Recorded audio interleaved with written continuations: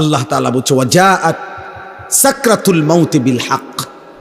এই কথাটা সূরা কাফ কোরআনুল কারীমের 26 নম্বর পারা 50 নম্বর সূরা, সূরা কাফ এই সূরার একটা আয়াত। আল্লাহ বলছে বান্দা সত্যি সত্যি একদিন মৃত্যু যন্ত্রণা আসবে। মানুষের শুধু মৃত্যু হয় না, বরং মৃত্যুর পূর্বে মালাকুল মউত আজরাইল জান কবজ করার আগে একটা মৃত্যুর যন্ত্রণা শুরু হয়। এ যার শুরু হয় সেই কেবল বুঝে, অন্যরা জানে না, সে উপলব্ধি করে। সাকরাতুল মাউত বলে এটারে। কি বলে? মৃত্যু যন্ত্রণা। তাফসীরের মধ্যে আছে এই পৃথিবীর সবচেয়ে বড় ঈমানদারও যদি হয়, তিনি যদি নবীও হয়, তিনি যদি রাসূলও হয়, তিনি যদি সর্বশ্রেষ্ঠ রাসূলও হয়, তারও মৃত্যু যন্ত্রণা হয়। আবার সে যদি সর্বনিকৃষ্ট কাফেরও হয়, তারও মৃত্যু যন্ত্রণা হয়। সাকরাতুল মাউত থেকে কারো মুক্তি নেই। মৃত্যু যন্ত্রণা নবীরও হয়েছে, উম্মতেরও হয়। মৃত্যু যন্ত্রণা খুদ আমাদের নবী সাল্লাল্লাহু আলাইহি সাল্লামেরও হয়েছিল। মৃত্যু যন্ত্রণা পৃথিবীর নিকৃষ্ট কাফেরদেরও হয়েছে। কিন্তু উভয়ের মৃত্যু যন্ত্রণার মধ্যে পার্থক্য আছে, অনুভূতির মধ্যে পার্থক্য আছে। সেটা পরে বলতেছি, আগে এই কথাটা প্রথম প্রমাণ বুঝাইতেছি আর কি, যে মৃত্যুর পূর্ব মুহূর্তে সাকরাতুল মাউত এটার মুখোমুখি হইতে হবে প্রত্যেককে, ঈমানদারকেও নাফরমানকেও। হাদিসের মধ্যে আছে আম্মা জান আয়েশা রাদিয়াল্লাহু তাআলা আনহা, নবীজির বিবি, নবী সাল্লাল্লাহু আলাইহি সাল্লাম উনার বুকে মাথা রাখা অবস্থায় ইন্তেকাল করছেন। তো নবীজি সাল্লাল্লাহু আলাইহি সাল্লামের ইন্তেকালের পূর্ব মুহূর্তে হযরত আয়েশা রাদিয়াল্লাহু তাআলা আনহা বলেন, আল্লাহর নবী সাল্লাল্লাহু আলাইহি সাল্লামের কপাল মোবারক বারবার ভিজে ছিল, ঘামে ভিজে যাচ্ছিল।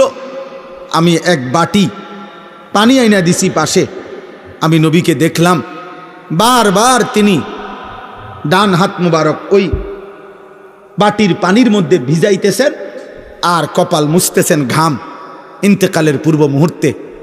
আর নবীজি বলতেছিলেন, তখন দোয়া করতেছিলেন, আল্লাহুম্মা আইন্নি আলা সাকারাতিল মাউত, আয় মাওলা মৃত্যু যন্ত্রণার এই মুহূর্তে আপনি আমারে সাহায্য করেন।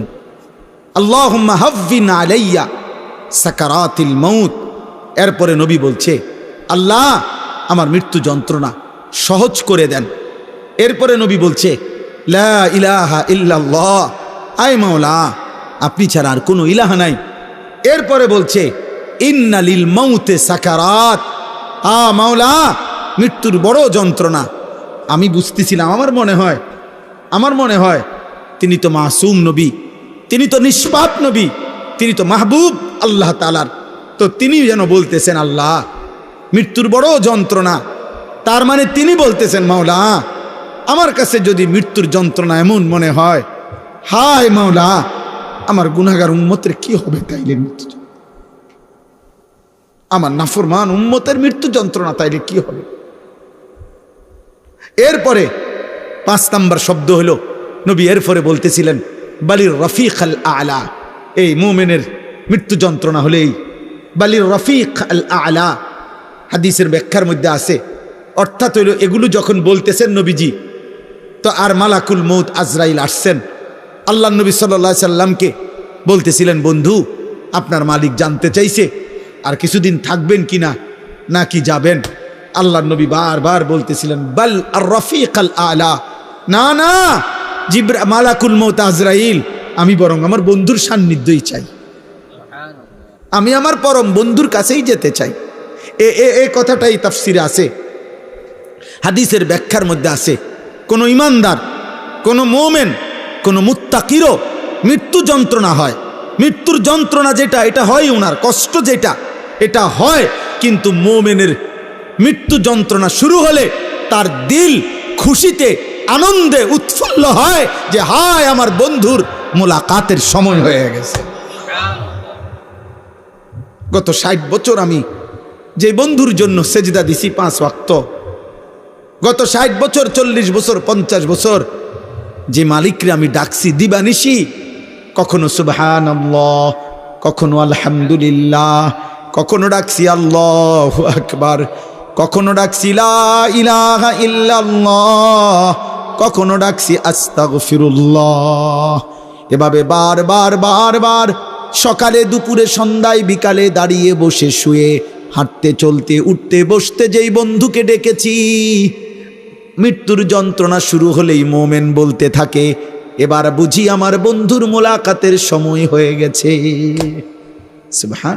আল মাউতু জিসরুন অথবা জাসরুন ইউসিলুল হাবিব ইলাল হাবিব, কিতাবের মধ্যে আছে, ইমাম কুরতুবী রাহমাতুল্লাহ আলাইহির কিতাব আত-তাযকিরা, ওই কিতাবে আছে মৃত্যু হলো একটা ফুলের মতো, মুমিনের মৃত্যু একটা ব্রিজের মতো, মুমিনের মৃত্যু একটা সাঁকো পোলের মতো, যেই পোলের এই পারে এক বন্ধু, এই বন্ধুর নাম হলো মুমিন, আর ওই পারে আরেকটা বন্ধু, ওই বন্ধুর নাম আল্লাহ। এই একজন হাবিব, এখানে একজন হাবিব। তো ওই পারের বন্ধু আল্লাহ, এই পারের বন্ধু মুমিনকে ডাকতেছে, আও আয়ালাও, এই পোল এটা পার হয়ে আসো, আসো আমি বন্ধুর মোলাকাতে আসো। তো বুজুর্গানে দিন বলে মৃত্যু হচ্ছে এমন যে একটা পোল, যেন এক বন্ধু এই পোল পার হবে মানে মৃত্যুবরণ করবে, তো পরম বন্ধু আল্লাহর মোলাকাত হয়ে যাবে, মোলাকাত। তাইলে কথাটা বুঝেন, মৃত্যুর যন্ত্রণা মুমিনের হবে কিনা? কথা বলে না, হবে। ভীষণ যন্ত্রণা, ভীষণ যন্ত্রণা। কিন্তু মুমিন এতে করে যত যন্ত্রণাই হোক সে তৃপ্তি পাবে। কোনটা? কেন? আমার আল্লাহর সাথে কি হয়েছে? সাক্ষাতের সময় হয়েছে। কিন্তু মৃত্যুর যন্ত্রণা হবে। আচ্ছা, মুমিনের মৃত্যু যন্ত্রণা কেমন? আরেকটা উদাহরণ দেই। রাসূলুল্লাহ সাল্লাল্লাহু আলাইহি সাল্লামের বিখ্যাত একজন সাহাবী হযরত আমর ইবনুল আস রাদিয়াল্লাহু তাআলা আনহু। আমর ইবনুল আস, আমার কাছে আমার গাড়িতে একটা কিতাবে আছে, এই কিতাবের নামই হলো ওয়াজাআত সাকরাতুল মাউত বিল হক। আমি এটা পড়ি আর কি, আরবি কিতাব। ওইখানে আছে আরব দেশের একজন বড় আলেম, মাশহুর বর্তমান সময়ের একজন বিখ্যাত ব্যক্তি ডক্টর আয়েজ আল কারনি, ওনার লিখিত কিতাব।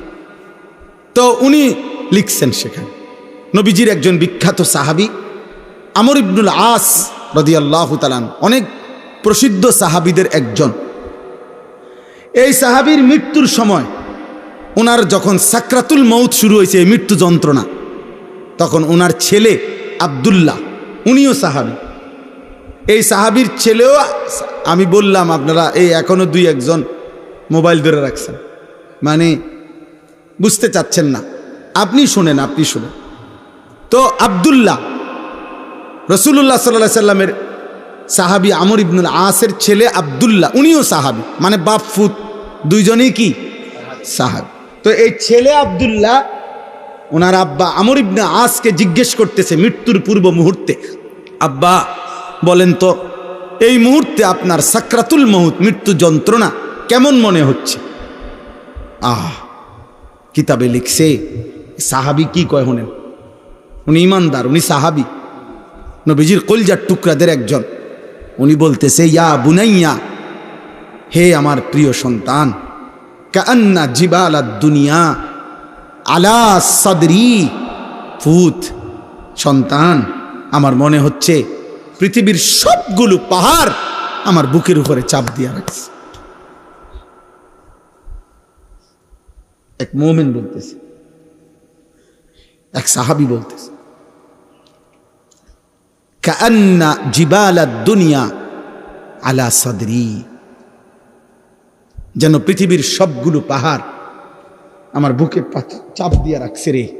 এরপরে আরেকটু আছে, উনি বলছে ওয়া কান্নি আতানাফাসু মিন সাকবিল ইবরা, আমার মনে হচ্ছে ফুত সন্তান আমি যেন এই বুকে পাহাড় চাপা অবস্থায় সুইয়ের ছিদ্র দিয়া নিঃশ্বাস নিতেছি, ছিদ্র দিয়ে আমি যেন একটু একটু নিঃশ্বাস নিচ্ছি। প্রিয় বন্ধু, প্রিয় নওজোয়ান, আমার বাপ বলেন তো, একজন ইমানদার একজন সাহাবীর মৃত্যুর যন্ত্রণার হালাত যদি এমন মনে হয়, আজকে 30 বছর যে সুদ খায় এবার আর কি তো হবে? আজকে 60 বছর বয়স এখনো যিনি বিড়ি সিগারেট খায় ওনার কি হবে? আজকে 60 বছর ধরে কথায় কথায় যে গালিগালাজ ছাড়া কথা বলতে পারে না, ওনার কি হবে? আজকে 60 বছর ধরে যিনি চা দোকানে বসে বসে এখনো বুড়ো হয়ে গেছে, এখনো রঙিন টেলিভিশনে নাটক সিনেমা দেখে, ওনার কি হবে? যে মহিলা আজকে 20 বছর ধরে 30 বছর ধরে বেপর্দা, আমার ওই মায়ের কি হবে? যে বোন আমার পরের ছেলের সাথে হারাম সম্পর্ক, অবৈধ সম্পর্ক করে, আমার সেই বোনের কি হবে? আমার যুবক, তুমি যে গত 365 দিনে এক বছরে কোনো দিন ফজরের নামাজ পড়লা না, তোমার কি হবে দোস্ত? হ্যাঁ, এই সময়ে যদি তোমার মৃত্যুর যন্ত্রণা শুরু হয়, হালাত কি হবে? বলো ভাইয়া, বলো ভাই। এরকম কয়টা উদাহরণ শুনবা? হযরত নূহ আলাইহিস সালাম 950 বছর যিনি দুনিয়ার হায়াত পাইছেন, ওই কিতাবে লিখছে, ওনার যখন মৃত্যুর যন্ত্রণা শুরু হয়েছে, ওনাকে জিজ্ঞেস করছে, হে নবী নূহ, গত 950 বছর পৃথিবীতে ছিলেন, আপনার কাছে কেমন লাগছে? কতটুকু সময় ছিলেন দুনিয়ায়? 950 বছর কি মামুলি কথা? নূহ আলাইহিস সালাম কি বলছে জানেন? নূহ আলাইহিস সালাম বলছে, শোনো, আমার মনে হচ্ছে একজন লোকের একটা ছোট্ট ঘর, একটা ছোট ঘর, যে ঘরের এদিক দিয়ে একটা দরজা, এন্দিয়া ঢুকে এন্দিয়া বাইর হয় আরেকটা দরজা দিয়ে।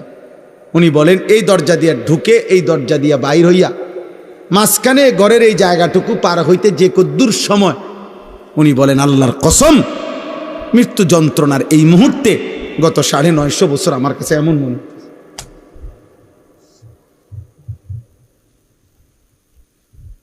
তিনি নবী,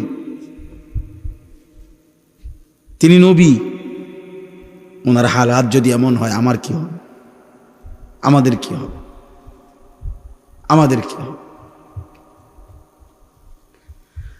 আয়ে করিম, এজন্য দোস্ত তাফসীরে একটা উদাহরণ লিখছে, এই একটা উদাহরণ দিলে আপনি বুঝবেন। এবার বিপরীত অংশের উদাহরণ শুনেন। এই পৃথিবীতে ধরে নেন, ছেলেরা তোমরাও শোনো, কোনো একজন যদি বুঝে, এই পৃথিবীতে যদি কেউ, তাফসীরের মধ্যে লিখছে 900 বছর হায়াত পাইল। কয়শো বছর? এই 900 বছর সে আল্লাহর নাফরমানি করছে। ধরেন চুরি, ডাকাতি, জিনা, ব্যভিচার, মদ, জুয়া, নাচ, গান, সুদ, ঘুষ, হারাম, আল্লাহর নাফরমানিতে কাটাইছে, সেজদা দেয় নাই, বন্দিগি করে নাই। কিন্তু 900 বৎসরে কোনো দিন 1 সেকেন্ডের জন্য হয় কোনো দুঃখ কষ্ট পায় নাই। ধরে নেন একবারের জন্য একটু চোখের পানি পড়ে নাই তার, একটা কাঁটার আঘাতও তার কোনোদিন লাগে নাই, 1 সেকেন্ডের জন্য তার মনটা খারাপ হয় নাই, কোনো কষ্ট, কোনো যন্ত্রণা, কোনো দুঃখ তার হয় নাই। কয়শো বছরে? কিন্তু করছে কি? নাফরমান করছে কি? খোদার কসম তাফসীরে লিখছে, এই 900 বছর পরে আল্লাহর নাফরমানি করে এক বিন্দু দুঃখ যে পায় নাই, যেদিন তার মৃত্যু যন্ত্রণা শুরু হবে, মৃত্যু যন্ত্রণার প্রথম সেকেন্ড, 1 সেকেন্ডে আল্লাহর কসম এই 900 বছরের সুখ আর আনন্দ এই নাফরমান প্রথম সেকেন্ডেই ভুলে যান। দ্বিতীয় সেকেন্ডে যদি তারে বলা হয়, হে আল্লাহর বান্দা, দুনিয়ার জীবন তুমি কেমনে কাটাইছো, সে বলবে, আয় রব মাওলা, জীবনের সুখ কি জিনিস আমি কোনো দিন দেখি নাই, আনন্দ কাকে বলে মাওলা আমি দেখি নাই। আহ, কবরের আযাব, আরো পরে তো বাপ আজরাইলের জান কবজের কষ্ট, সেটা তো আরো পরে, এটাই আমি তর্জমা বললে আমার কথা শেষ হয়ে যাবে। এরপরে হাসরের ময়দানের কষ্ট, এটা তো আছেই, মিজানের পাল্লায় ওজনের কষ্ট, সেটা তো আছেই, ফুলসিরাত পার হওয়ার কষ্ট, সেটা তো আছেই, জাহান্নামের আযাবের কষ্ট, আগুনের কষ্ট তো আছেই দোস্ত। তাফসীরের মধ্যে আছে, ওই কিতাবের মধ্যে আছে, ইমাম কুরতুবীর কিতাব, ইব্রাহিম আলাইহিস সালাম আল্লাহকে, আরে আজরাইলকে একদিন বলছিলেন, আজরাইল, নাফরমান পাপীর জান তুমি কেমনে কবজ করো, তোমার আকৃতি চেহারাটা তখন কেমন হয় আমার একটাবার দেখাও। খোদার কসম আজরাইল বলছে, ইব্রাহিম নবী, আল্লাহর দোহাই আপনি আমার এটা দেখতে চাইেন না, আপনি পারতেন না সহ্য করতে। ইব্রাহিম আলাইহিস সালাম বললেন, না আমি দেখবই, তুমি আমারে দেখাও। তো হযরত ইব্রাহিম আলাইহিস সালামকে মালাকুল মউত আজরাইল বলল, হে নবী ইব্রাহিম, আমারে 30 সেকেন্ড সময় দেন, 1 মিনিট সময় দেন, আমি আপনার থেকে একটু আড়াল হব। আচ্ছা ঠিক আছে। একটু আড়াল হইয়াই 1 মিনিট বা 30 সেকেন্ড পরে আজরাইল আবার ফিরে আসছে ইব্রাহিম নবীর সামনে। আল্লাহর কসম, ওই নাফরমানের জন্য আজরাইলের যে আকৃতি আগুনে ভরা, সারা দেহে জাহান্নামের আগুন ধাউ ধাউ করে জ্বলতেছে, ওই চেহারা নিয়ে আজরাইল যখন ইব্রাহিম নবীর কাছে এসে দাঁড়াইছে, একটা চিৎকার দিয়া ইব্রাহিম নবী বেহুশ হয়ে গেছে। লম্বা সময় পরে যখন হুঁশ আসছে আজরাইলকে স্বাভাবিক সুরতে, তখন ইব্রাহিম নবী দেখে বলছে, মালাকুল মউত আজরাইল, কবরের কষ্ট, জাহান্নামের কষ্ট, হাসরের ময়দানের কষ্ট কোনো নাফরমান পাপীর জন্য লাগবে না। তোমার এই বিভৎস আকৃতি দেখলে, তোমার এই বিভৎস চেহারা দেখলেই জান কবজের সময় কোনো নাফরমানের 70 বছরের পাপের যন্ত্রণার জন্য এটাই যথেষ্ট, আর লাগবে না, আর লাগবে না। 3 নাম্বার, নবী সাল্লাল্লাহু আলাইহি সাল্লামের হাদিসে আছে, আমি নিজে পড়ছি, আল্লাহ নবী সাল্লাল্লাহু আলাইহি সাল্লাম বলছে, কোন নাফরমান পাপীকে আল্লাহ তাআলা ফেরেশতাকে বলবে হাসরের ময়দানে, আল্লাহ বলবে, ওরে ওইখানেও নবী কথা বলছে যে 60 বছরে 70 বছরে যে কোনোদিন দুঃখ পায় নাই, আল্লাহ এরকম সুখের নাফরমান, ফেরেশতাকে বলবে, ওরে জাহান্নামের বাহিরটা একটাবার শুধু চারদিকে ঘুরাইয়া আনো, আর জাহান্নামের দরজা বরাবর বাহিরে তারে 1 মিনিটের জন্য 30 সেকেন্ডের জন্য দাঁড় করাইবা, এরপরে নিয়ে আসবা আমার কাছে। ফেরেশতা তাকে জাহান্নামের চারদিকে ঘুরাইয়া জাহান্নামের দরজার কাছে 30 সেকেন্ডের জন্য, 1 মিনিটের জন্য যখন রাখবে, দাঁড় করাবে, জাহান্নামের ভেতর থেকে আগুনের একটা গরম বাতাসের একটা ধাক্কা, বাতাসের একটা ঝটকা এই নাফরমান পাপীর বুকে আইসা লাগবে। এরপরেই ফেরেশতা তাকে আল্লাহর সামনে নিয়ে আসবে। আল্লাহ তাআলা বলবে, আমার বান্দা গত 70 বছর খুব সুখে এবং আরামেই কাটিয়েছ না? আল্লাহর কসম, নবী বলে, ওই ব্যক্তি তখন বলবে, রব্বুল আলামিন, সুখ কাকে বলে, আনন্দ কাকে বলে আমি জীবনে কখনো দেখিনি। বিশুদ্ধ হাদিস। এজন্য প্রিয় ভাই, রাত অনেক হয়েছে, নয়তো আরো বলতাম। কয়টা শুনবা তুমি? কিসের উপরে ভিত্তি করে যারা নামাজ পড়ছেন না, কেন পড়ছেন না? কোন বিষয়ের উপরে আপনি আস্থা নিলেন? কার উপরে আপনার ভরসা নিলেন? কোন শয়তান, কোন ইবলিস আপনার আস্থা ভরসা দিছে যে তোর কিছু হবে না? আহা আহা, কিসের উপরে ভরসা করে সুদ খাইতেছেন, কিস্তি নিতেছেন, হারাম উপার্জন করছেন? বলেন না, কোন কথার উপরে ভরসা করে? যুবক, তোমার কে এমন ভরসা হইল যাকে পেয়ে তুমি আল্লাহকে ছেড়ে দিলা? সুদখোর বাবা, কে আপনারে এরকম ভরসা দিল যাকে পেয়ে আল্লাহকে ছেড়ে দিলেন? বেপর্দা নারীকে বলেন, বেহায়া মহিলাকে বলেন, এই বোন, কে তোমারে এমন ভরসা দিল? মা গাররাকা বিরাব্বিকাল কারীম। আল্লাহ বলে, বান্দা, আমার মতো দয়ালু মেহেরবান মাওলা থেকে কে তোমারে ধোকা দিল? আমার চাইতে এমন দয়ালু কারে পেয়ে গেলা যাকে পেয়ে তুমি আমি আল্লাহকে ছেড়ে দিলা? ছেড়ে দিলা। অতএব বাপ, এবার এই তর্জমাটুকু শুনেন দোস্ত, আমিও আপনিও। ওই যে বললাম, স্বীকার করেন আর নাই করেন, খেয়াল করেন আর ভুলে যান, মৃত্যু আসবে। আসবে তো? কথা বলে না? মনে থাকলেও আসবে, মনে না থাকলেও আসবে তো?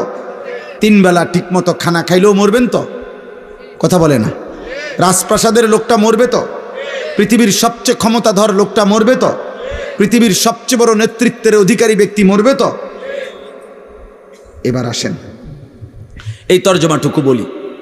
তর্জমাটার মূল বক্তব্য হলো, মক্কার কুরাইশ কাফেররা প্রতিনিয়ত আল্লাহর নবীকে বিদ্রুপ করত আর বলতো, মুহাম্মদ, এই যে তুমি বলতেছ আমরা মরে যাব, মরে গেলে আমাদেরকে কবর থেকে আবার হাসর হবে, মিজান হবে, ফুলসেরাত হবে, কবর থেকে আমাদেরকে আবার উঠাবে, কি কও এটা?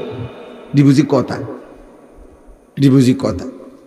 500 বছর আগের, 300 বছর আগের মাটিতে কারে কোনখানে দাফন করছে, কোন মাটি উইরা কোনান থেকে কই গেছে, কার হাড্ডি গোস্ত মিশা, এখানকার মাটি হয়তো গেছে কা কোন দেশে, কোন দেশের মাটি আইয়া পড়ছে কোনখানে, কোথাকার বালু কোথায় উড়ে গেছে, কই থেকে কারে পাইব, কি কইলি? মক্কার কাফের বেঈমানরা এটা বলতো। ফাকালাল কাফিরুনা হাদা শাইউন আজীব। মক্কার কাফেররা বলতো, মুহাম্মদ, এটা তো একটা আশ্চর্য কথা, কি কও এগুলা, কি কও? এবং তারা বলতো, হায় আমার শরীর, আমার সিদ্ধান্ত, আমি মন চাইলে খাই, মন চাইলে ঘুমাই, মন চাইলে সামনে যাই, পিছনে যাই, যা ইচ্ছা তাই করতে পারি, তাইলে আমি তো আমার কাছে স্বাধীন, আমারে আবার নিবে কে, উঠাবে কে, হিসাব করবে কে? এইভাবে তারা কোনোভাবেই কবর, হাসর, আখেরাত, বিচার, মিজান, ফুলসেরাত এগুলো বুঝতে চাইতো না। তো আল্লাহ তাআলা এই আয়াতে তাদেরকে একটা বিষয়, এই নাফরমান পাপীদেরকে বুঝাইতে চাইছেন। কি বুঝাইছে? আল্লাহ তাআলা বলেন, তাফসিরের মধ্যে আছে, এই আর অল্প একটু তাফসিরের মধ্যে আছে, প্রত্যেক পাপী, কথাটা বুঝেন, প্রত্যেক নাফরমানের যখন মৃত্যুর সময় হবে, তো মালাকুল মউত আজরাইল তার যখন জান কবজ করতে আসবে, তো নাফরমানের জান কেমনে কবজ করে? তো তাফসিরের মধ্যে আছে, প্রত্যেক নাফরমানের যখন জান কবজের সময় হবে, তো মালাকুল মউত আজরাইল প্রথম তার কলিজার ভিতর থেকে তার রুহুটা একটা টান দিয়া ছিঁড়ে ফেলবে। এই টান দিয়া যখন রুহুটা ছিঁড়ে ফেলবে, তখন রুহুটা আইসা এই কণ্ঠনালী এখানে আইসা আটকায় যাবে। এটারে বলে হুলকুম অথবা তারাকি, কাল্লা ইদা বালাগাতিত তারাকি, অথবা ফালাউলা ইদা বালাগাতিল হুলকুম। এই যে এই কণ্ঠনালীর অগ্রভাগে এসে রুহটা আটকায় যাবে। এবার আর এটা বাইরও হয় না, ভিতরেও যায় না, এই অবস্থায় থাকবে। এরপরে আপনি এইটা দিয়ে এখন বুঝবেন সহজ। ওই দেখেন তো, এই যে টিস্যুর এই কাগজগুলো, এটা দেখেন বের করা খুব সহজ, এই যে টান দিলেই বের হয়, দেখছেন? এটা সহজ না? আচ্ছা, এই যে এগুলো দেখছেন, এই কাগজটা এনে একটা আলগা পলিথিন আছে, কথা বলেন না? এটার সাথে এমনভাবে লাগানো যে এটা চাইলেই আমরা টান দিলে খুলে না। এইটা যদি খুলতে হয়, এই পলিথিনটা কেমনে খুলতে হইব? এরকম টানে টানে ছিটতে হবে, ঠিক না? এই তাফসিরের মধ্যে লিখছে, নাফরমান পাপীর এই রুহুটা কণ্ঠনালী থেকে মালাকুল মউত আজরাইল এরকম টাইনা টাইনা ছিঁড়া ছিঁড়া বাইর করে।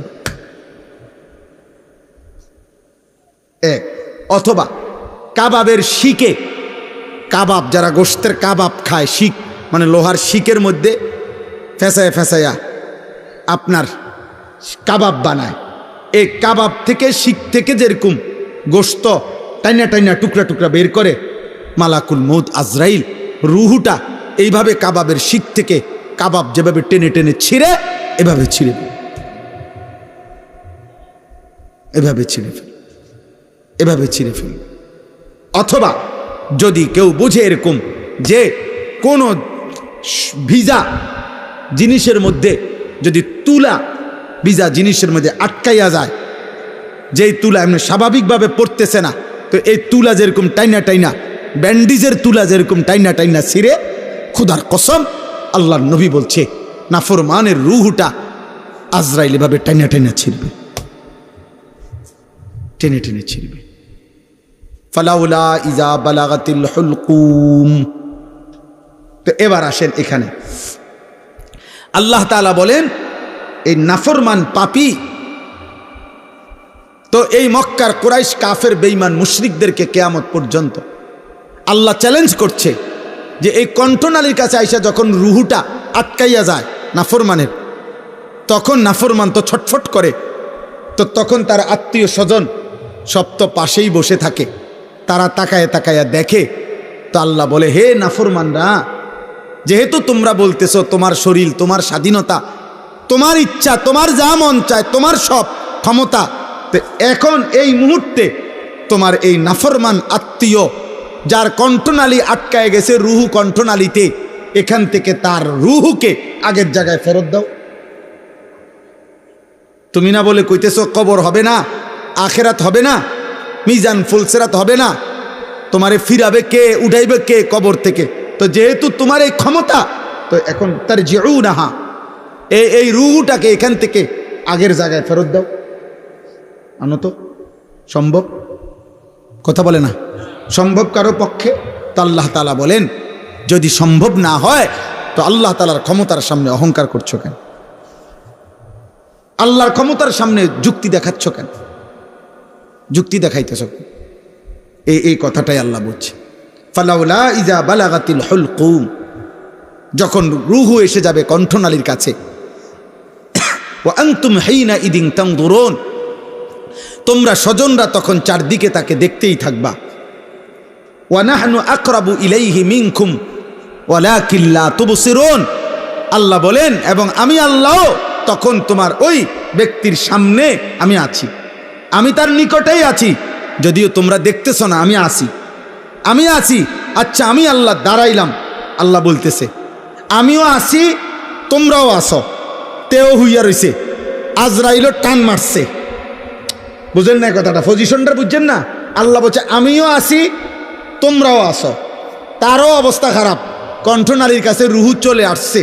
এবার আমি আল্লাহ চ্যালেঞ্জ করলাম, ফালাউলা ইন কুনতুম গায়রা মাদিনিন, তোমরা যদি মনে করে থাকো তোমাদেরকে কবরে নেওয়া হবে না, আখেরাতে উঠানো হবে না, পুনরায় হাসরের ময়দানে একত্রিত করা হবে না, তাহলে তারজিউনাহা ইন কুনতুম সাদিকিন, তোমাদের দাবিতে যদি তোমরা সত্যবাদী হয়ে থাকো তাহলে এই রুহু ফেরত দাও, এই রুহু ফিরায় দাও, এই রুহু আপন জায়গায় বসায় দাও। সম্ভব?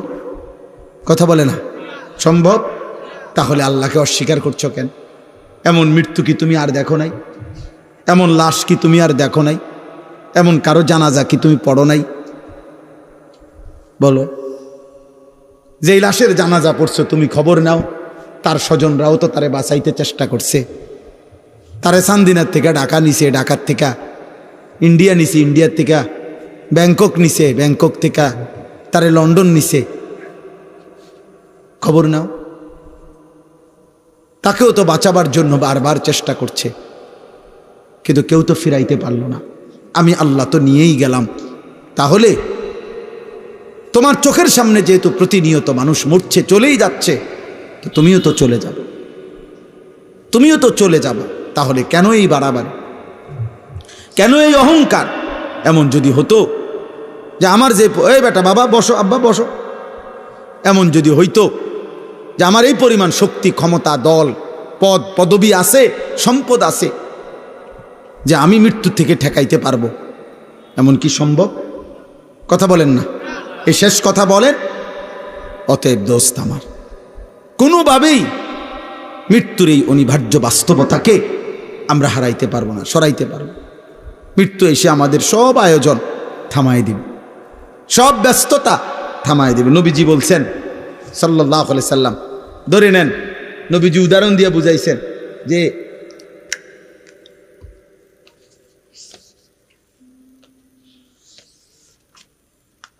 এরকম আঁক দিয়া বুঝাইছেন নবীজি, যে এখানে দাঁড়িয়ে আছে মানুষ, এই পর্যন্ত এখানে তার বহু স্বপ্ন, আশা, আকাঙ্ক্ষা, আর এই মাঝখানে তার মৃত্যু। অর্থাৎ সে এখানে দাঁড়িয়ে এই পর্যন্ত পৌঁছার স্বপ্ন দেখতেছে, কিন্তু মাঝখানের এই মৃত্যু আইসা তারে কবরে নিয়ে গেছে। নবীজি আইকা বুঝাইছে, আইকা নাকি আব্বা? হাদিসে আছে না, আইকা বুঝাইছেন, হাত দিয়ে আইকা বুঝাইছে, জমিনের মধ্যে রেখা আইকা বুঝাইছে, আইকা বুঝাই। আশাটা বড়, আশাটা কি লম্বা। আরেকটা উদাহরণ দিচ্ছে নবী চতুর্ভুজের, এরকম আল্লাহ নবী বলছেন চার কোণাওয়ালা এইটা হইল মানুষ, আর এই ঘরের চাইতে বেশি ডাইনে বামে একটু বাড়তি, এটা হলো তার আশাগুলো। কিন্তু এই আশাগুলো পর্যন্ত বাস্তবায়ন, মাঝখানে অসংখ্য তার বিপদ মুসিবত, এগুলা পার করে তার হায়াতের চাইতে লম্বা এই আশা সে পূরণ করতে পারে না, তার আগেই কবরে চলে যায়। আল্লাহ কোরআনে বলছে যারহুম ইয়াকুলু ওয়া ইয়াতামাত্তাউ ওয়া ইউলহিহিমুল আমাল ফাসাউফা ইয়ালামুন। আল্লাহ বলে আমার নাফরমান বান্দারে ছেড়ে দাও, ও কতক্ষণ খাক, দুনিয়া উপভোগ করুক, আর লম্বা লম্বা আশা পোষণ করুক, অল্প সময়ের মধ্যেই সে জানতে পারবে মৃত্যু এসে তারে থামিয়ে দেবে। মৃত্যু তার সোমবারে সাত ডালাই, রবিবারে কবরে, রবিবারে কবর। আমি একবার দেখছিলাম কিছুদিন আগে, এক ছেলের যেদিন বিদেশের ফ্লাইট, ঠিক ওই দিন তার আব্বা কবরে, ওই দিন তার বাপের জানাজা হয়েছে। হইতে পারে না? এমন হইতে পারে না? আমিও তো দেখছি।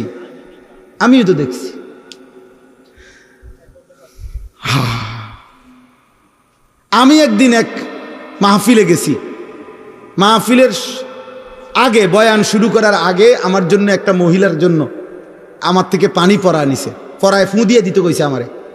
আমি মহিলার জন্য পানি পড়ে দিছি। মহিলা নাকি এই বাড়ির ঘরের পাশে আসছে, আইসা পানি পড়ে নিয়ে গেছে, তার জন্য পানি খাইছে। মহিলা অসুস্থ, বয়ান শেষ হয় নাই, এর মধ্যে আমার কাছেই আবার খবর আসছে যে ওই মহিলা ইন্তেকাল করছে। আমার দোস্ত, আমার ভাই, আমার কিশোর, আমার নওজোয়ান, যদি তোমার বিশ্বাস না হয় তো তুমি প্রতিদিন রাস্তার অ্যাক্সিডেন্ট দেখো, কত কিশোর, কত যুবক, কত মোটরসাইকেল আরোহী প্রতিদিন হারিয়ে যায়, কবরে চলে যায়। অতএব আজ রাত গভীরে আমরা আমাদের মৃত্যুর কথা স্মরণ করে আমরা যেন ইবাদত আমলের প্রস্তুতি নেই। আকসিরু যিকরা হাদিমিল লাদ্দাত। নবী বলছে এই জিহ্বায় আজকে কত আইটেমের স্বাদ, তোমার অচিরেই তোমার সব স্বাদ স্তব্ধ করে দিবে যেই মৃত্যু, সেটা স্মরণ করো, স্মরণ করো। আল্লাহ আমাদের সবাইকে হেফাজত করেন। আমার প্রিয় ইমাম আলহামদুলিল্লাহ কষ্ট করেই আপনাদের ভালোবাসা নিয়ে এই মাদ্রাসাটা পরিচালনা করছে।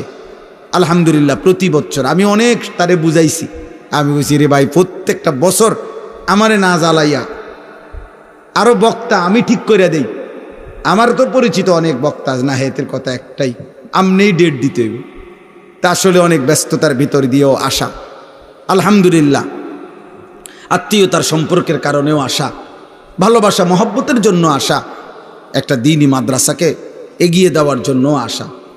আমার শ্বশুরও কষ্ট করে ঢাকা থেকে এসেছেন, আপনারাও আছেন, ওলামায়ে কেরামও আছেন। আমার একজন প্রিয় হজরত মাওলানা আব্দুল মান্নান সাহেব, আমার অনেক বন্ধু মানুষ, উনিও আজকে আমাদের সাথে আসছেন এখানে। লা তুকাল্লাফু ইল্লা নাফসাকা, আল্লাহ বলছে শেষ পর্যন্ত কারো ব্যাপারে যদি কোনো জবাবদিহি করতে নাও হয়, আপনি কিন্তু আপনার মোকাল্লাফ, আপনার ঈমান আমল আখিরাত বন্দিগির হিসাব আপনাকে দিতে হবে।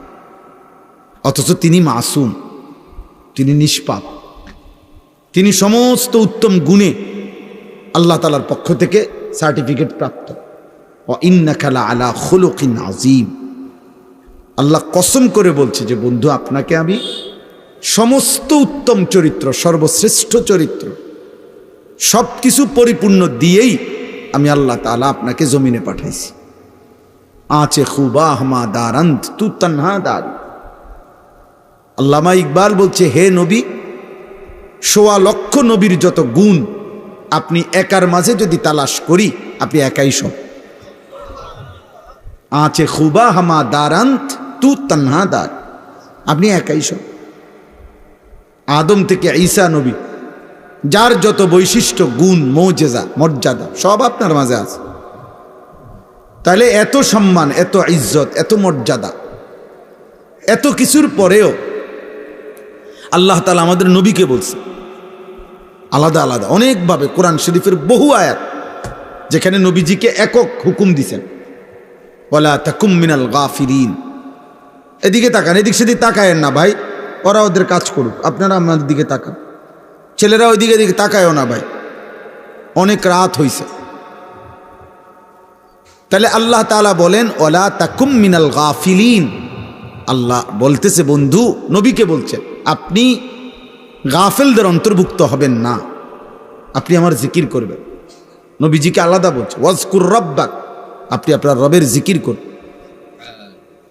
ফি নাফসিকা, আপনার দিলে দিলে, তাদাররুআন, বিনয়ের সাথে, অখিফাতান, শব্দ ছাড়া জিহ্বায়, অদুনাল জাহরি মিনাল কওল, হালকা আওয়াজে, যেমনে হোক দিলে দিলে করেন, শব্দ ছাড়া করেন, হালকা শব্দে করেন, বিল গুদুওয়ি ওয়াল আসাল, সকালেও সন্ধ্যায়। তবে ওয়ালা তাকুম মিনাল গাফিলিন, আল্লাহ বলছে বন্ধু 24 ঘন্টায় আপনি কখনোই আমি আল্লাহর স্মরণ থেকে গাফিল হবেন না। তাইলে কোরআনুল কারীমে আল্লাহ তাআলা নবীজিকে বলছে ওয়ালা তাজআল মাআল্লাহি ইলাহান আখার, এ একক শব্দ, এক বচন। হে নবী, আপনি আল্লাহর সাথে কাউকে মিশাবেন না, শিরিক করবেন না, আল্লাহর সাথে কাউকে লাগাবেন না। ফাতুলকা ফি জাহান্নামা মালুমান মাদহুরা, সাংঘাতিক কথা এটা। নবীজিকে আল্লাহ বলছে বন্ধু আপনি যদি শিরিক করেন তা আমি আপনাকে অপমানিত করে, লাঞ্ছিত করে জাহান্নামে ছুঁড়ে মারব। নাউজ, কি ভয়ানক কথা, কি ভয়ানক কথা, ভেবে দেখেন। এজন্য দোস্ত, এক মানুষের জীবনের প্রথম সংশোধন আত্মসংশোধন, নিজের সংশোধন, নিজের সংশোধন, নিজের সংশোধন। নিজেকে ভুলে শুধুই অপরের কল্যাণ, এটা ইসলাম সম্মত না, ইসলামের চাওয়া না। একবারে সকাল 6টার থেকে রাত 2টা পর্যন্ত অর্ধেক হাঁটু সমান পানির মধ্যে পানি পাওয়া রাইখা উনি বন্যার্থ মানুষকে ত্রাণ দিছে, কিন্তু ফজরও পড়ে নাই, জোহরও পড়ে নাই, আসরও পড়ে নাই, মাগরিবও পড়ে নাই, এশাও পড়ে নাই। উনি কামটা কিতা করলেন? নামাজ পড়লেন না। অনেক ছেলে আছে, অনেক ছেলে এমনি পরোপকার করতে বললে মানুষের কল্যাণে মাশাআল্লাহ খুব আগ্রহী, কিন্তু নিজের ঈমান আমল হেফাজতে যত্নবান না, যত্নবান না। তুমি তো মাশাআল্লাহ রক্ত দিলা একজনরে, তো এটা তো ভালো কাজ, কিন্তু আবার যে মোবাইলে সারা রাত উলঙ্গ ছবি দেখলা, এটা কামটা করলা কি? এটা কি করলা? তুমি তো রাস্তা ঠিক করে দিলা, তো তুমি যে একটা সেজদাও দিলা না। এই জন্য মানুষের কল্যাণে অবশ্যই কাজ করা ভালো কাজ, নিঃসন্দেহে, কিন্তু নিজের ঈমান আমল ঠিক রাখা তার চাইতে বেশি গুরুত্বপূর্ণ কাজ। এটা বেশি জরুরি, তার চাইতে বেশি জরুরি। নিজেকে ভুলে না যাওয়া, নিজেকে ভুলে না যাওয়া, নিজেকে ভুলে না যাওয়া, এটা বহুত জরুরি। আমরা যদি এটা বুঝি আমাদের জীবন সুন্দর হবে। আমরা এটা অনেকেই বুঝতে চাই না, অনেকে অনেক মহৎ কাজ অনেকে করে মানুষের কল্যাণ, কিন্তু নিজের ঈমান আমলের গুরুত্ব দেয়, গুরুত্ব দেয়। একবার আপনি 10 কোটি টাকা দিছেন মসজিদে, তো নিজে যে নামাজ পড়লেন না। তো মাশাআল্লাহ টাকা দান করাটা তো সওয়াবের কাম, বুঝলাম, মানুষ নামাজ পড়বে। আপনার নামাজ, আপনার টাকা যে সুদের, আপনার উপার্জন যে 2 নম্বর 6 নম্বর, আপনি যে কিস্তিতে টাকা নিলেন, লোনে টাকা নিলেন, কি করলেন? কি করলেন? দুনিয়াবাসী যদিও বাহাবা দেবে, মানুষ যদিও বাহাবা দিল, স্লোগান দিল, মার হাবা দিল, কিন্তু আল্লাহর কসম নবী বলছে একটি একটি টাকার হিসাব দিতে হবে হাসরের ময়দানে। 2টা প্রতি টাকার হিসাব দুইটা দিতে হবে। এক, মিন আইনা ইকতাসাবা ওয়া ফিমা আনফাকা। আল্লাহ জিজ্ঞেস করবে, আমার বান্দা এক এক টাকা বলো উপার্জন করেছো কোথায়, কিভাবে, কোত্থেকে, আর ব্যয় করেছো কোথায়। দুটোটা বুঝাই দিতে হবে। দুনিয়াবাসী শুধু মারহাবা দিলে হবে না। ইন্নাল্লাহা তাইয়্যিব লা ইয়াকবালু ইল্লা তাইয়্যিবুন। নবীজি বলছেন আল্লাহ তাআলা পবিত্র, আর আল্লাহ তাআলা পবিত্র সম্পদ ব্যতীত, হালাল ব্যতীত কবুল করে না, কবুল করে না। যাই হোক, তাহলে এই ছোট্ট কথাটার কি মাকসাদ? কিশোর হও, যুবক হও, বয়স্ক হন, আলেম গাইরে আলেম, হুজুর, পাবলিক, ইমাম, মুসল্লি, প্রত্যেকের জিম্মাদারি নিজের সংশোধনের ফিকির করে, নিজের একাকিত্বে আলাদা ফিকির করে। কোরআনুল কারীমের মধ্যে আছে, আমাদের নবীকে আল্লাহ বলছে ফাইজা ফারাগতা ফানসাব। আল্লাহ তাআলা নবীকে বলছে, বন্ধু সারা দিনে আপনি যত দ্বীনি কাজ আছে, দাওয়াত, তাবলীগ, তালিম, তাজকিয়া, জিহাদ, ইমামত, বিভিন্ন বিষয়ের সংশোধন, যা কিছু করতেছেন, এগুলোর থেকে রাত্রিবেলা এশার পরে আপনি যখন অবসর হবেন, একাকী হবেন, তো পুনরায় একাকী আমি আল্লাহর ইবাদতের জন্য কঠোর পরিশ্রম করবেন। কসম খোদার, এটা কোরআনের আয়াত। ফানসাব, এবার আবার একাকী জিকির, তেলাওয়াত, তাহাজ্জুদ, চোখের পানি, লম্বা সেজদা, আমি আল্লাহর কাছে দোয়া কান্নাকাটিতে লেগে যাব। এজন্য আমরা কিতাবে পড়ছি, হযরত ওমর রাদিয়াল্লাহু তাআলা আনহু যখন খলিফা ছিলেন 10.5 বছর মুসলমানদের, তখন ওই খেলাফত আমলে তিনি নিয়মতান্ত্রিক, কখনো ঘুমাইতেন না, রাতেও না দিনেও না। মাঝে মধ্যে ক্লান্তির কারণে কিছুটা সময় বিশ্রাম করতেন, অল্প স্বল্প, কিন্তু একটা আছে না 6 ঘন্টা ঘুম, 5 ঘন্টা ঘুম নিয়ম মাফিক, যে আমি প্রত্যেক দিন 11টা বাজে ঘুমাই, 5টা বাজে উঠি, একটা নিয়ম মাফিক ঘুম, এটা তিনি কখনোই এই 10.5 বছরে ঘুমান নাই। হালকা ক্লান্তি আসলে কখনো বিশ্রাম করতেন অল্প স্বল্প, রাতেও ঘুমাইতেন না, দিনেও ঘুমাতেন না। আরবি কিতাবে আমি পড়ছি। হযরত ওমর রাদিয়াল্লাহু তাআলা আনহুকে জিজ্ঞেস করা হয়েছে, আমিরুল মুমিনিন ওমর, আপনি রাতেও ঘুমান না কেন, দিনেও ঘুমান না কেন? আমরা যদি হইতে পারতাম। তিনি বলেন, শোনো, আমি দিনে ঘুমাই না। আমি যদি দিনে ঘুমাই, আমার এই বিশাল সাম্রাজ্যের জনগণের, মানুষের হাজারো সমস্যার সমাধান কে করবে? আর আমি রাতে ঘুমাই না, যদি আমি রাতে ঘুমাই, আমার আখিরাতের পুঁজি আমি কখন সংগ্রহ করব? এজন্য আমি দিনে ঘুমাই না জনগণের পেরেশানে, রাতে ঘুমাই না নিজের পেরেশানিতে, নিজের পেরেশানিতে।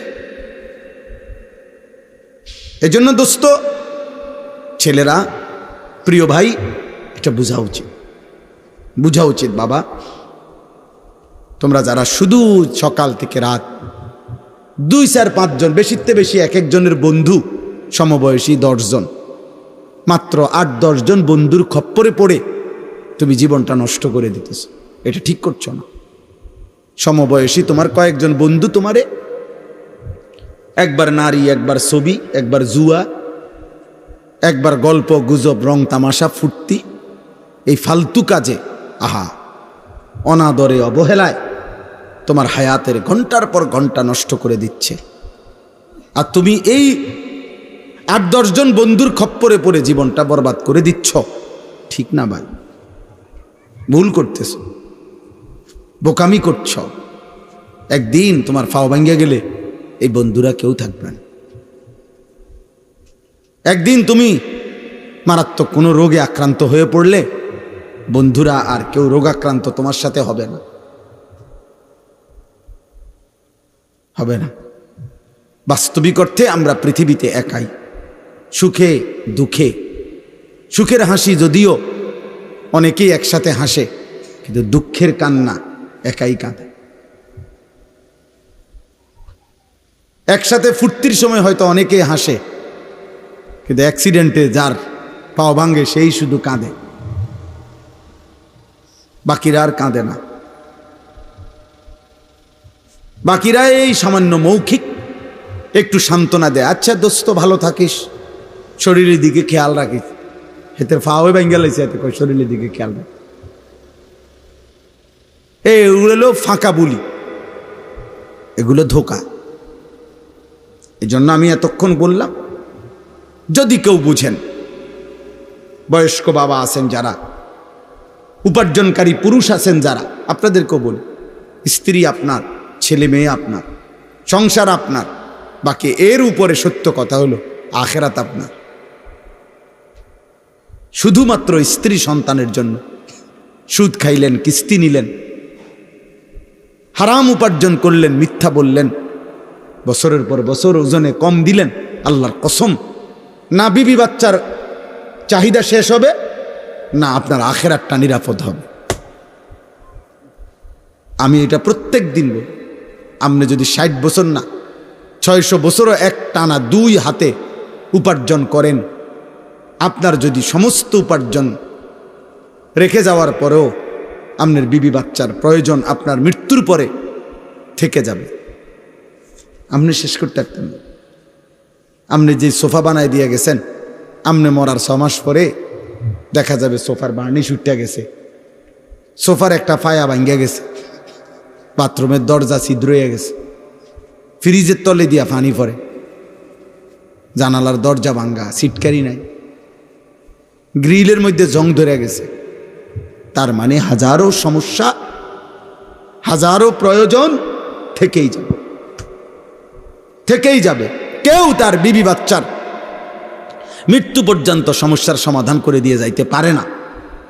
শুধু শুধু মিথ্যা বলছেন, শুধু শুধু সুদ খাইছেন, শুধু শুধু কিস্তি নিছেন, শুধু শুধু ওজনে কম দিছেন, শুধু শুধু এই অটো, সিএনজি, রিক্সা, মুদি দোকান, এই ব্যবসা, এই ক্ষেত ফসল করতে গিয়ে এক ওয়াক্ত নামাজ পড়েন নাই, ফজর কোনোদিনও পড়েন নাই। এগুলোর জন্য জিফুদ বউ বাচ্চার জন্য আল্লাহ চিনলেন না, আখেরাত চিনলেন না, নামাজ চিনলেন না, হালাল হারাম চিনলেন না। ওরা আপনার মৃত্যুর পরে ওরাও আপনারে মনে রাখবে না। আল্লাহ বলবে, নাফরমান আমিও তোরে চিনি না। ফাদুকু ফামা লিয-যালিমিনা মিন আনসার। কোরআন শরীফে আছে, আল্লাহ নাফরমানকে বলবে, নাফরমান আযাব ভোগ কর। আজ জালেমের জন্য, পাপীর জন্য পুরা হাসরের ময়দানে কোনো সাহায্যকারী নাই। যা বাটপার, বেঈমান, হারামখোর, আজ তোর আল্লাহ নাই, আজ তোর বউ বাচ্চাও নাই, আজ তোর কেউ নাই, তোর যা যা হারামখোর, যা। ফাযুকু ফামা লিয-যালিমিনা মিন আনসার। الأخلاء يومئذ بعضهم لبعض عدو إلا المتقين। রব্বুল আলামিন বলে, বান্দা, দুনিয়ার সব বন্ধু, দুনিয়ার সব সম্পর্কের মানুষগুলো কিয়ামতের ওই দিন একে অপরের শত্রু হয়ে যাবে। আল আখিল্লাউ ইয়াওমাইদিন বাদুহুম লিবাদিন আদু। বন্ধুরা সেদিন একে অপরের দুশমন হয়ে যাবে। ইল্লাল মুত্তাকিন, একমাত্র ঈমানওয়ালা, তাকওয়াওয়ালা, গুনাহ থেকে বাঁচনেওয়ালা, যেই বন্ধুরা, যেই আত্মীয়রা, যেই স্বামী, যেই স্ত্রী, যেই বাবা, যেই সন্তান, যেই ভাই, যেই বোন, যেই বন্ধু, যেই আপনজন একজন আরেকজনের সাথে সম্পর্ক ছিল, এর ভিত্তিতে যে একে অপরকে গুনাহ থেকে ফিরাইছে, একজন আরেকজনকে নেক কাজের প্রতি উৎসাহিত করেছে। আল্লাহ বলেন, খোদার কসম বান্দা, এই বন্ধুরা দুনিয়াতেও যেমন আপন ছিল, আখিরাতেও আপন থাকবে। ইল্লাল মুত্তাকিন, তাকওয়ার বন্ধু, ঈমানের বন্ধু, গুনাহ থেকে বাঁচাইবার ক্ষেত্রে বন্ধু সম্পর্ক, যেই স্বামী তার স্ত্রীকে ফজরের নামাজের জন্য উঠাইছে, যেই স্ত্রী তার স্বামীকে ফজরের নামাজের জন্য উঠাইছে, যেই স্বামী তার বিবিকে গুনাহ থেকে ফিরাইছে, স্ত্রী তার স্বামীকে গুনাহ থেকে ফিরাইছে, ভাই তার বোনকে গুনাহ থেকে বাঁচাইছে, বোন তার ভাইকে গুনাহ থেকে ফিরাইছে, বন্ধু তার বন্ধুকে টেনে নামাজের দিকে নিয়েছে, গুনাহ থেকে ফিরায় রাখছে। আল্লাহ বলেন এমন বন্ধু সবাই কিয়ামতের দিন বন্ধুই থাকবে।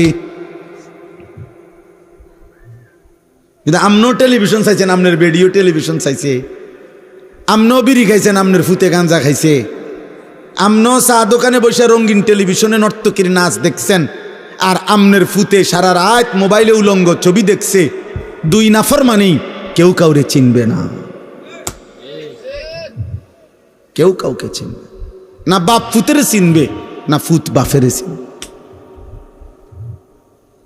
না, মা ছেলেকে চিনবে না, ছেলে মাকে চিনবে না, স্বামী স্ত্রীকে চিনবে না, স্ত্রী স্বামীকে চিনবে। ইয়াউমা ইয়াফিরুল মারউ মিন আখিহি ওয়া উম্মিহি ওয়া আবিহি ওয়া সাহিবাতিহি ওয়া বানিহি। আল্লাহ বলে সেদিন ভাই পালিয়ে যাবে, মা পালিয়ে যাবে, বাপ পালিয়ে যাবে, স্ত্রী পালিয়ে যাবে, সন্তানরা পালিয়ে যাবে। লিকুল্লি ইমরিইম মিনহুম ইয়াওমাইদিন শা'নুন ইউগনি, প্রত্যেকেই নিজেকে নিয়ে ব্যস্ত থাকবে। ফাইদা নুফিখা ফিস-সূর ফালা আনসাবা বাইনাহুম ইয়াওমাইদিন ওয়ালা ইয়াতাসাআলুন। আল্লাহ বলে ইসরাফিল যখন ফু দিবে, হাসরের ময়দান যখন কায়েম হবে বান্দা, একটা মানুষও কাউকে কেউ বংশের আত্মীয়তার কোনো পরিচয় দিবে না।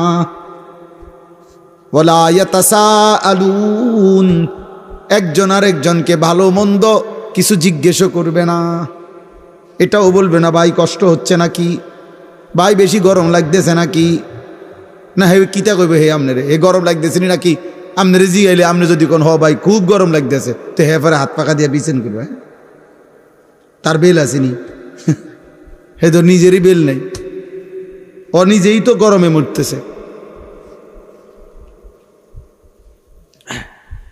এজন্য দোস্ত আমার, খোদার কসম, নাফরমানের বন্ধুরা, স্বামী হোক, স্ত্রী হোক, ভাই হোক, বোন হোক, বাবা হোক, সন্তান হোক, মা হোক, ছেলে হোক, মেয়ে হোক, একসাথে মহল্লার বন্ধু হোক, আত্মীয় হোক, স্বজন হোক, ক্লাসমেট হোক আর কলিগ হোক, যদি ঈমান আমল তাকওয়ার ভিত্তিতে সম্পর্ক না থাকে, তো সেই বন্ধুরা হাসরের দিন দুশমন হয়ে যাবে। আর ঈমান আমলের ভিত্তিতে বন্ধুত্বটা হাসরের দিনও কি থাকবে, কথা বলে না, বন্ধুই থাকবে। আর এই বন্ধুদেরকে, এরপরের অংশটা শুনেন, এমনি প্রসঙ্গক্রমে বলে ফেলি। এই নেক কাজের বন্ধু মানে যদি স্বামী স্ত্রী হয় তো স্বামী স্ত্রী, ভাই বোন, মা পুত্র, বাপ ফুত, এরা যদি একজন আরেকজনকে দ্বীনি কাজে সহযোগিতা করে, এবং বন্ধু এলাকার সহপাঠী যেমনি হোক, যদি একজন আরেকজনের সাথে সম্পর্কটা ঈমান আমলের ভিত্তিতে হয়, তাকওয়ার ভিত্তিতে হয়, তো ওই বন্ধুদেরকে আল্লাহ নিজে ডাক দিয়া বলবে, ইয়া ইবাদি লা খাউফুন আলাইকুমুল ইয়াউমা ওয়ালা আনতুম তাহজানুন। হে আমার বান্দারা, তোমরা যারা ঈমান আমলের ভিত্তিতে বন্ধুত্ব সম্পর্ক, আজকে এই হাসরের দিন তোমাদের কোনো ভয়ও নাই, চিন্তাও নাই। এরপরের আয়াত, উদখুলুল জান্নাতা আনতুম ওয়া আজওয়াজুকুম তুহবারুন। আল্লাহ বলবে ঈমান আমলের সম্পর্কযুক্ত বন্ধুরা, যদি স্বামী স্ত্রী হও স্বামী স্ত্রী, ভাই বোন হও ভাই বোন, মা ছেলে যদি হও মা ছেলে, বাপ ফুত যদি হও বাপ ফুত, বন্ধুরা আপনজনরা, যারা ঈমান আমলের জন্য একজন আরেকজনকে সহযোগিতা করেছিলে, আল্লাহ বলেন উদখুলুল জান্নাতা আনতুম ওয়া আজওয়াজুকুম তুহবারুন। আজকে হাসরের ময়দানে তোমরা তোমাদের বন্ধুদেরকে সাথে নিয়ে হাসতে হাসতে জান্নাতে ঢোকো। হাত ধরাধরি করে ঢোকো, গলাগলি করে ঢোকো, উদখুলুল জান্নাতা আনতুম ওয়া আজওয়াজুকুম। এই জন্য প্রিয় ভাই, হ্যাঁ ছেলেরা চালাক মনে করো না, সিটার বাটফার, নারী দেখো, ছবি দেখো, মোবাইলে অশ্লীল দৃশ্য দেখো, উলঙ্গ নাচ দেখো, আর চুলের ফ্যাশন করো, আর মোটরসাইকেলে টোটো করে ঘুরো, মনে করো না তুমি খুব চালাক। না না, চালাক না, তুমি বেউকুফ, বেউকুফ, বেউকুফ। হাফ প্যান্ট পরে, হ্যাঁ ইদানিং ছেলে পেলে 16 বছর 18 20 বছর ছেলে হাফ প্যান্ট পরে। এটার আসলে কি জানেননি? মূলত এটার সবচেয়ে বড় কারণ হলো ও যে তার সিরা প্রতিবন্ধী, এটার মূল কারণ। কারণ ও এতটুকু দেমাগ আক্কল নাই যে 2 বছরের একটা বাচ্চা হাফ প্যান্ট পরে, আর আমারে 18 বছরে এত বড় দামরা আমারে হাফ প্যান্ট ফিন্দাই দিছে, তো তোরে যে অল্প সময় পরে হাফ প্যান্ট খুললেই লাইবে, এটা তো প্রমাণ। তোরে যে উলঙ্গ করে বাজারে বাজারে ঘুরাবে ল্যাংটা করে, এটার অর্ধেক প্রস্তুতি হয়ে গেছে। এত প্রতিবন্ধী তো তার সিরা, নাহলে সুস্থ স্বাভাবিক মানুষ 18 বছর 20 বছর সে কিভাবে হাফ প্যান্ট পরে? আস্তাগফিরুল্লাহ, আস্তাগফিরুল্লাহ। 18 বছর বয়সী একটা ছেলে কিভাবে পেশাব করে পানি না নিয়া, টয়লেট পেপার ব্যবহার না করে, এরম দুর্গন্ধ, পেশাবের গন্ধ মারাত্মক, পেশাবের দুর্গন্ধ মারাত্মক দুর্গন্ধ, এত দুর্গন্ধ নিয়ে যার ফ্যান, সে চলে কেমনে, তার লগে যেডি হাঁটে, এগুলো কি পরিমাণ অপদার্থ আমার মাথার ধরে না। আমি তো দম বন্ধ হয়ে মরে যাওয়ার কথা, দম বন্ধ হয়ে মরে যাবো। আস্তাগফিরুল্লাহ, আস্তাগফিরুল্লাহ, আস্তাগফিরুল্লাহ। অতএব এরা বন্ধু না, এরা বন্ধু না।